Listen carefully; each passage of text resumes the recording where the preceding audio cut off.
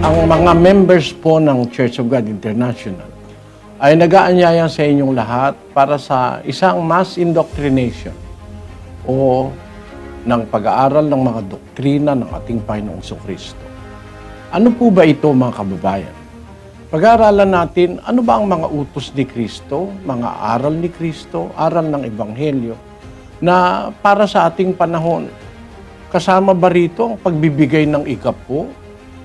Ang Santa Senang may abulo yan? Kasama ba rito ang pangingili ng Sabado? Doktrina ba ng Panginoong Jesucristo na bawal ang baboy, hipon at iba't iba pa?